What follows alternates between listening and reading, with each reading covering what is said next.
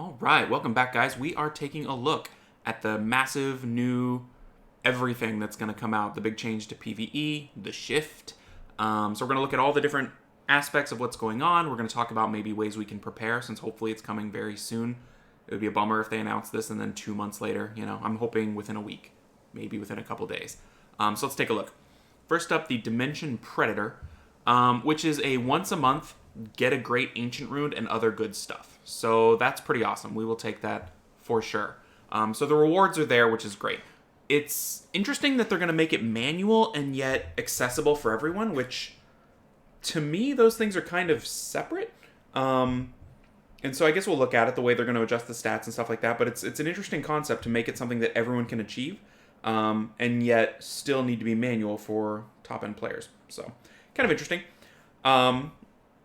Let's take a look here. Manual battle. The interesting part is that they are going to multiply all your stats by times 10, so it's going to really put an emphasis on stats that are not multiplied times 10, not the attack power, defense, HP, or speed. So crit rate, accuracy, resistance. So as a way to prepare for me, I'm going to go through my runes and look for things that are overloaded on those stats, which is interesting because normally you don't keep those stats because you can't grind them. But I've got like a quad roll crit somewhere. Quad roll crit damage somewhere. Maybe even res and accuracy will play a big role, which would be interesting since we've trashed a lot of those types of runes. But those are the stats you want to kind of get ready. And this is going to be PvE, so you might have to spend a little bit to re-rune unless it jumps in right before free rune removal, which is coming up, probably a week and a half, 2 weeks, something like that, because the Saturday falls on the 1st. So be prepared to rune for the Dimension Predator, and it's going to be weird because it's going to be a thing you're going to rune for once a month. So, I don't know. It's going to change between each of the dimensional hole areas. So in theory, once we get the rotation down, we'll know what needs to be where. And you might just be able to rune stuff up for it permanently, and just when it comes around, it comes around. Kind of like Tower of Ascension Hell. It alternates every other month. So I have stuff runed for, once every 2 months type of thing. So that might be what we do here. We'll just kind of see.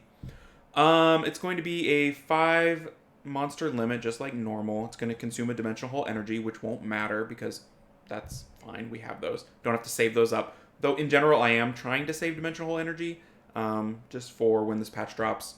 I think they're upping the drop rates a little bit, so that's something to keep in mind. So here's an example of what multiplying times 10 looks like.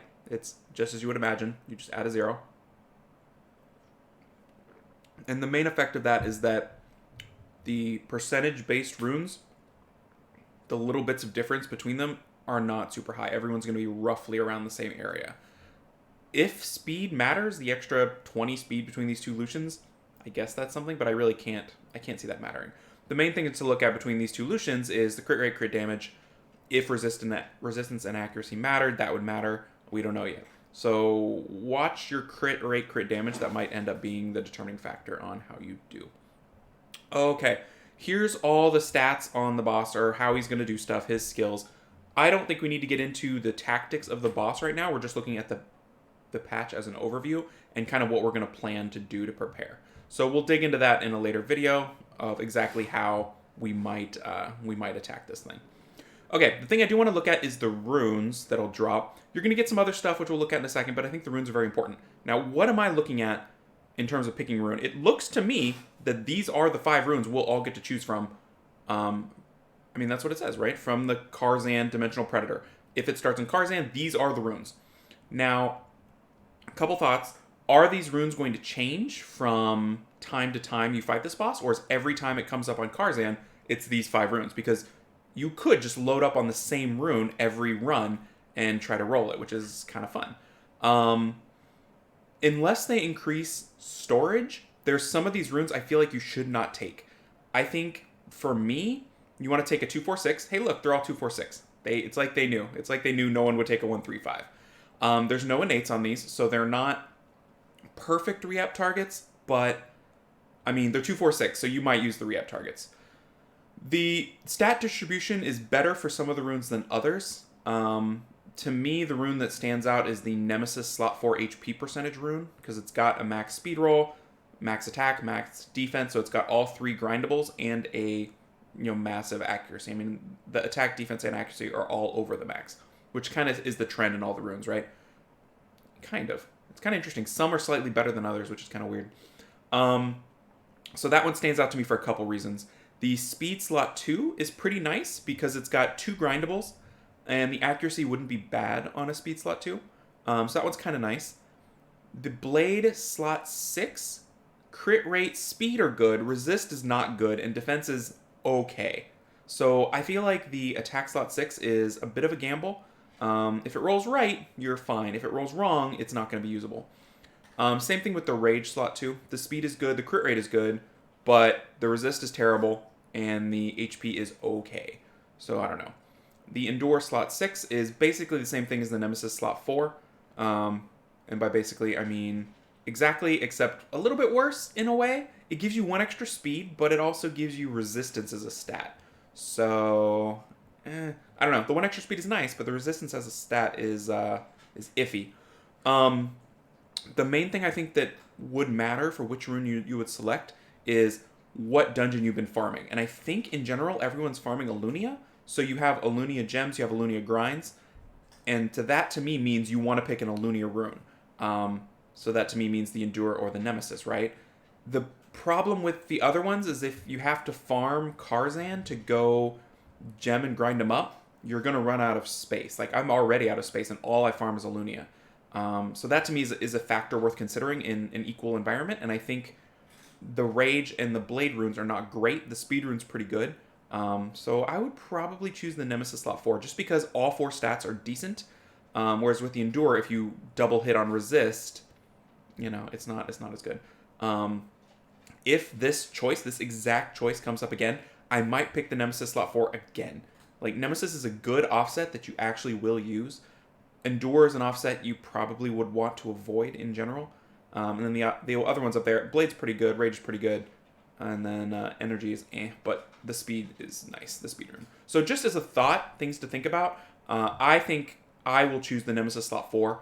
You can't have too many slot 4 HP runes, and if it rolls nice first try, you're good. Even if it doesn't roll into speed, if it rolls into speed once, it's probably still usable just with pure stats. If it rolls into speed twice, it's a keeper forever, and from there, 3 and 4 times is like god tier. So something to keep in mind. This is the main thing I thought of when I saw this screen. I was like, okay, what would I pick? Because I get to pick the same thing as everybody else. We're all making the same choice. If you are the one farming Rage like crazy, the Karzan dungeon, then maybe take the Rage rune. It's a nice Rage rune. It's just it has a higher chance of rolling bad than the Nemesis rune. I think the Nemesis rune is your best chance to hit because it's got 3 grindables. Endure's slightly behind, but Endure's also a worse set, so that's just something to think about. Okay, we talked about all that. You're also going to get this stuff. It says random, which is sad, but we can always use more of these little ancient 20, the thing with 20 of them, ancient whatever, the things you got to use to make your reaps, which I highly recommend you make your reaps every week.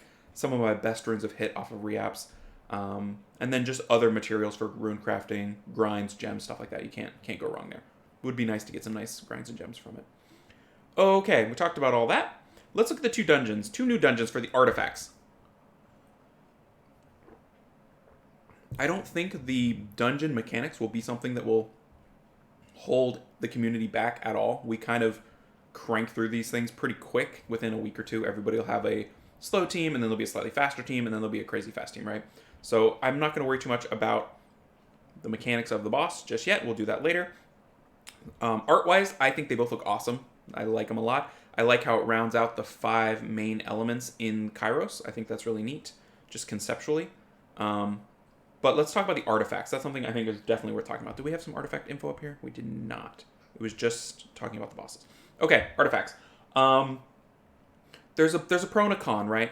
The pro is you get to customize your monsters in terms of how they function, which we've never really had that. When you look at a monster and you're like, man, if it only did this one little thing that this other monster does, it would be usable.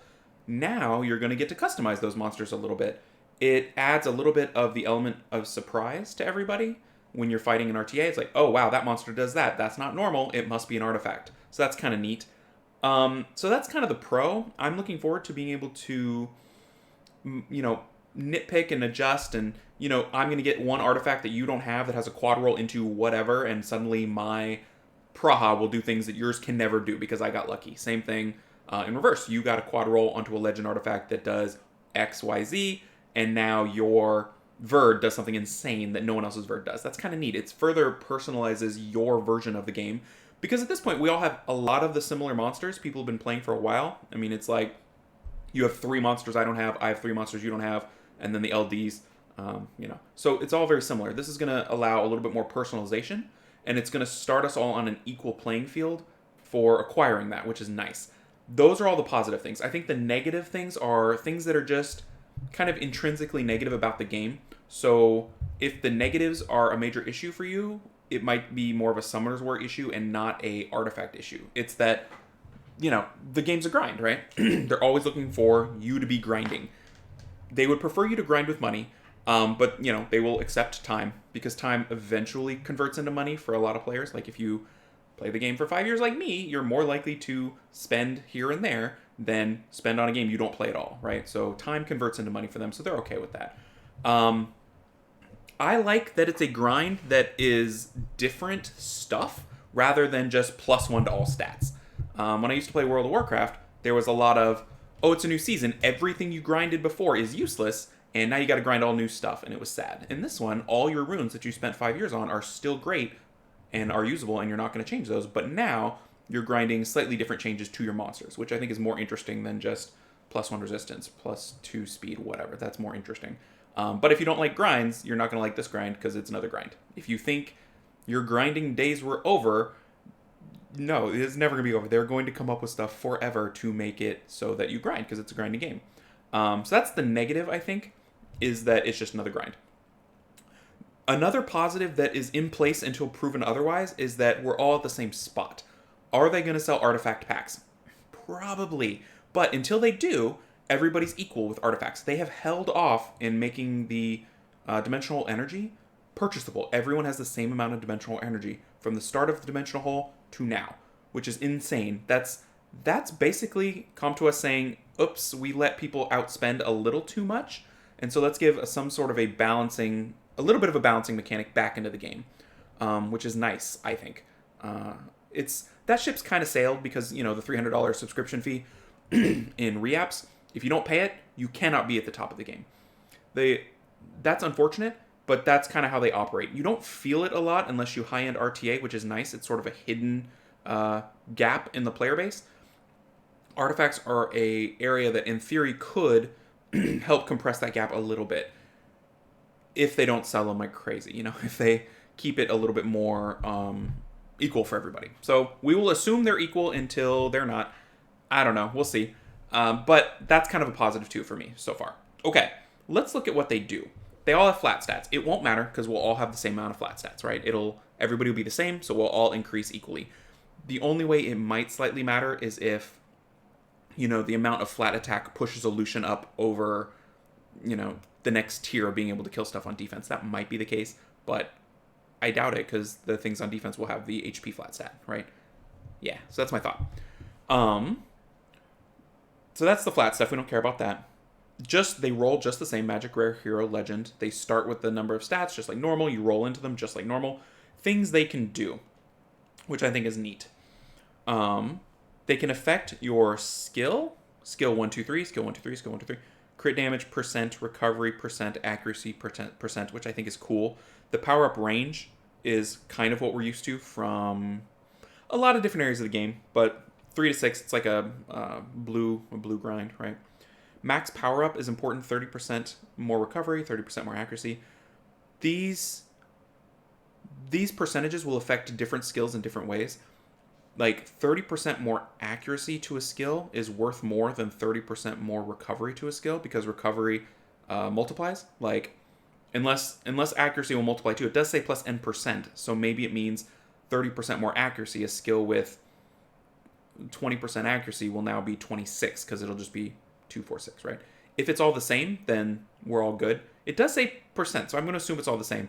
More tricky math for everybody if that's the way it is, if it's not additive, if it's percentage based, but this game has a lot of math in it. So I'm gonna hold off on assuming one way or the other there.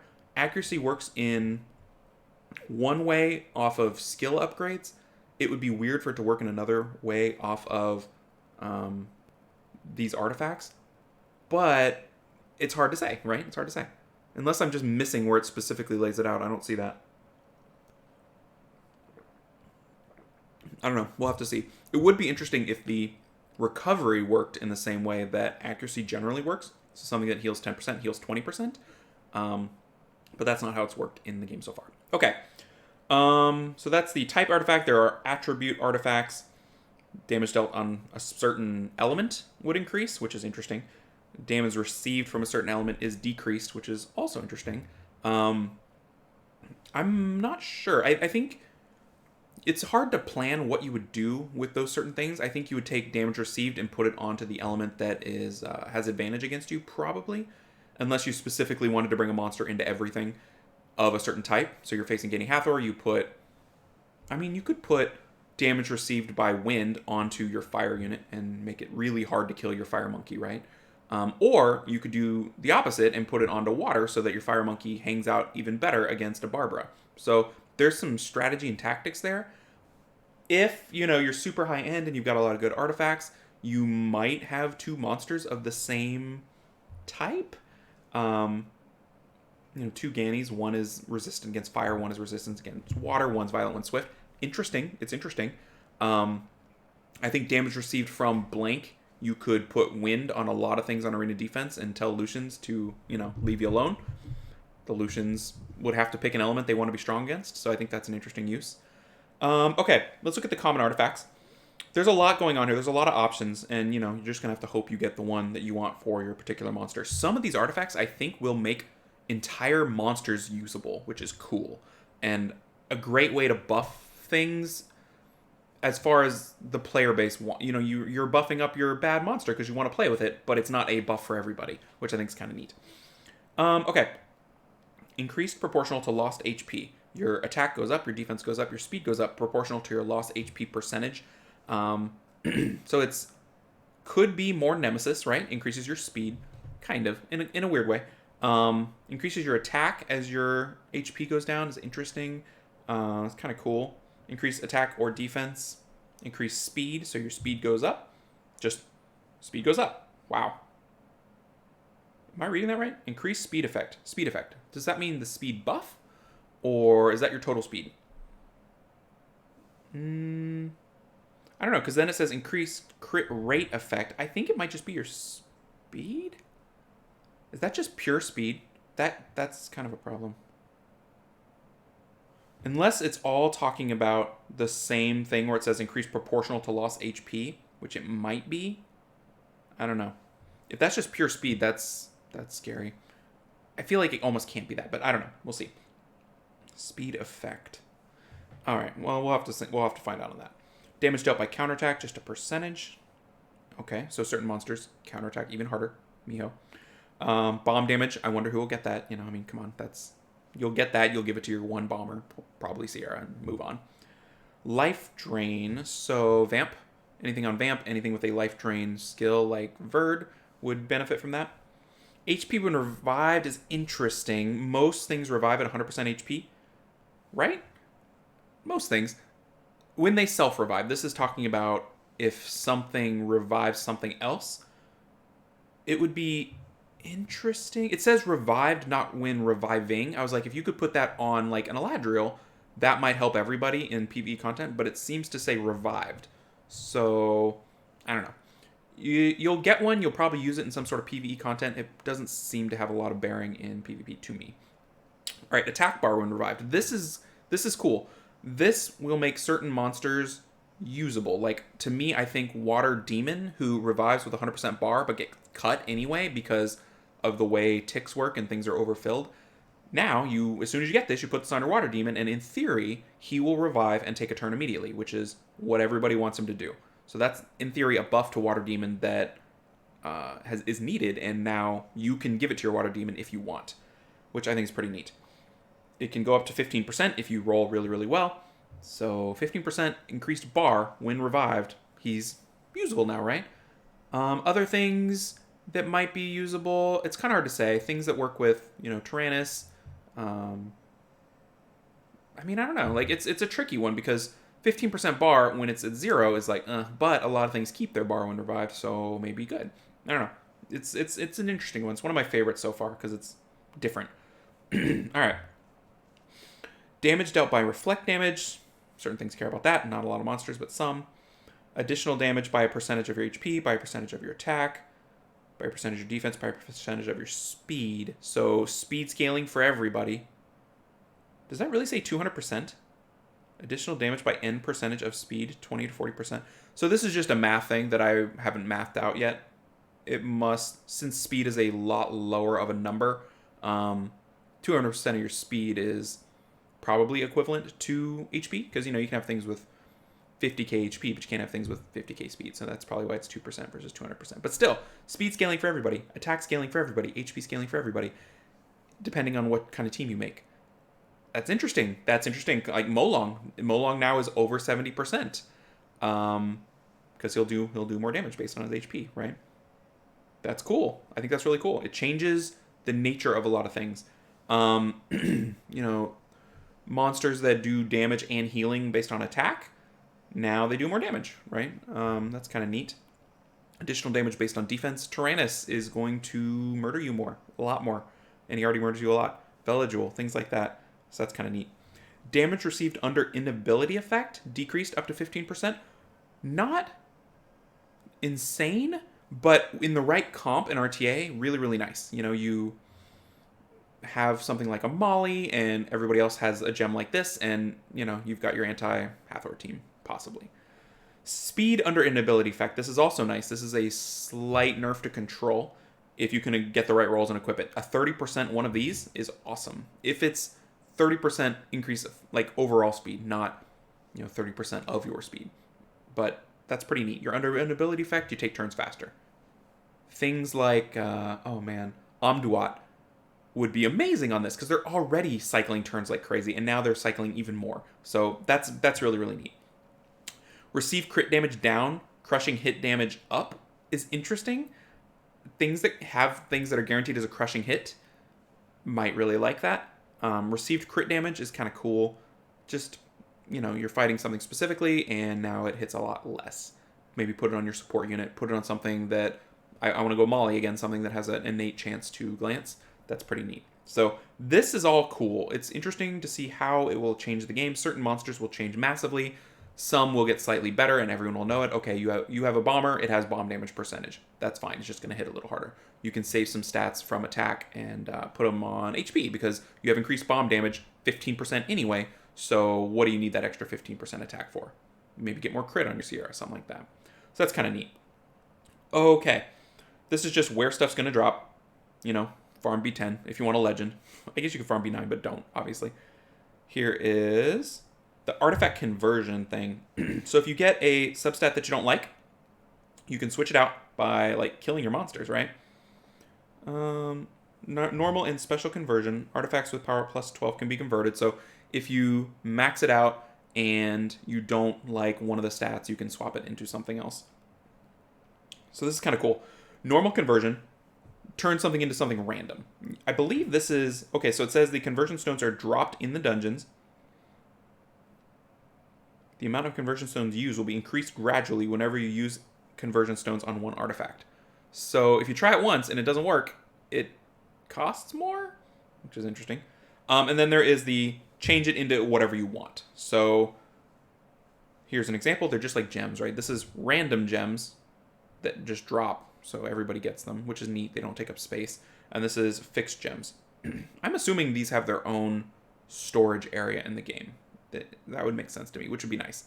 But yeah, you can just straight up change them out.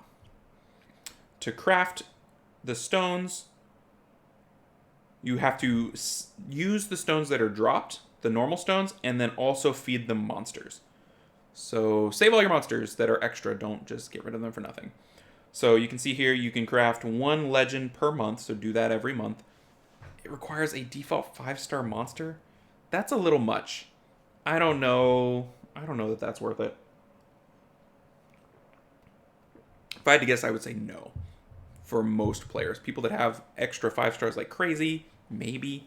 Maybe that opinion will be proven incorrect because they're so OP, but I don't have an extra 5-star monster a month to give to this thing. I'm still trying to acquire monsters with blessings. I'm still looking for good runes and grinds from the shop, and I think that might be a better use. I mean, you can get multiple grinds for one 5-star monster versus one legend conversion stone. If they were going to change anything that they're showing, I bet they would change that. That seems a little unattainable for everybody. Okay, here's something that's better. Hero to legend. So you could still get a legend without killing a 5-star. You just kill a 4-star. 3 per week. That is also a lot for many people, including me. I might do it occasionally. And this, I think, is better value for a 4-star than the pieces you get. You know, the pieces for legendary scrolls or whatever. Like, those are, you know, 1 4-star for 15% of a legendary scroll. Whereas this is 1 4-star for an actual thing that helps you, a conversion stone. So I think you use that, right? You do that. The rare to hero is interesting. A default 3-star monster. Everybody can do this eventually. You can farm secret dungeons for these. You can, you know, summon several times a week, which I think we all do. And it is rare to hero, which is really nice. So with how often you're able to do these, 10 per week of rare to hero, I don't know what the rates are going to be, but you do your 10, maybe you get 1 hero, 2 heroes. Eventually, we're going to be saturated with hero conversion stones. Everybody's going to have a million of them because it just takes 3 stars. We all have 3 stars. The hero to legend is going to be much more difficult. The 4 stars, we'll have to see how it goes.